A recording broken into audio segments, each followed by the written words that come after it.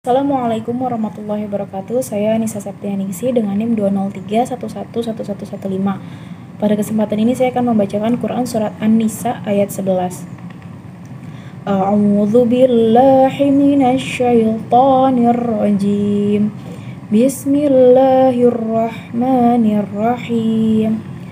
Yusikumullahu fi أولادكم للذكر مثل حظ الأنثيين فإن كن نساء فوق اثنتين فلهن الثلث ما ترك وإن كانت واحدة فلها النصف ولأبويه لكل واحد منهما السدس مما ترك إن كان له ولد فإن لم يكن له ولد وورثه أبواه فلأمه الثلث فإن كان له إخوة فلأمه السدس من بعد وصية يوصي بها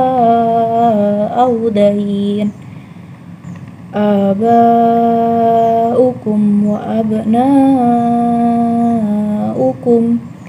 لا تدرون أيهم أقرب لكم نفعا فريضة من الله Innallaha kana aliman hakima. Shadaqallahul azim. Yang artinya Allah mensyariatkan kepadamu tentang pembagian warisan untuk anak-anakmu, yaitu bagian seorang anak laki-laki sama dengan 2 bagian orang anak perempuan. Dan jika anak itu semuanya perempuan yang jumlahnya lebih dari 2, maka bagian dari mereka adalah 2/3 dari harta yang ditinggalkan. Jika anak perempuan itu seorang saja, maka dia memperoleh setengah harta dari yang ditinggalkan. Dan untuk kedua ibu bapak, bagian masing-masing 1/6 dari harta yang ditinggalkan jika yang meninggal mempunyai anak.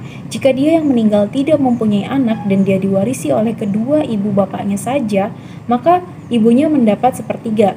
Jika yang meninggal mempunyai beberapa saudara, maka ibunya mendapat 1/6. Pembagian-pembagian tersebut di atas telah dipenuhi wasiat yang dibuatnya dan setelah itu dibayar utangnya. Tentang orang tuamu dan anak-anakmu, kamu tidak mengetahui siapa di antara mereka yang lebih banyak manfaatnya bagimu.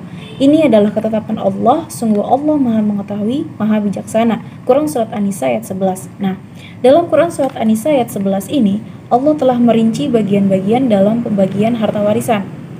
Yang pertama mengenai anak laki-laki. Di ayat tersebut disebutkan lidzakari mithlu hadzil unthayain, yang artinya bagian satu orang anak laki-laki sama dengan bagian 2 orang anak perempuan. Kemudian untuk anak perempuan yaitu fa in kunna nisaa fawqa thnataini, yang artinya jika anak itu semuanya perempuan lebih dari 2, falahunna thulutsa ma tarak, maka dari mereka adalah 2/3 dari harta yang ditinggalkan. Kemudian wa in kanat wahidatan, dan jika anak perempuan itu seorang saja, falahan nis, maka ia memperoleh separuh harta dari yang ditinggalkan. Kemudian wali abawaihi likulli wahidin minhumas sudus mimma tarak, dan untuk 2 orang ibu bapak, bagi masing-masingnya adalah 1/6 dari harta yang ditinggalkan. Kemudian in kana lahu walad, jika yang meninggal itu mempunyai anak. Kemudian selanjutnya fa illam yakul lahu waladu wa warithahu abawahu, yang artinya di sana dan jika yang meninggal itu tidak mempunyai anak dan ia diwarisi oleh ibu bapaknya saja, maka fali ummihi thuluth, maka ibunya mendapat 1/3 dari harta yang ditinggalkan. Kemudian yang terakhir yaitu fa in kana lahu ikhwatu fali ummihi sudus, yang artinya jika yang meninggal itu mempunyai beberapa saudara, maka ibunya mendapat 1/6 dari harta yang ditinggalkan.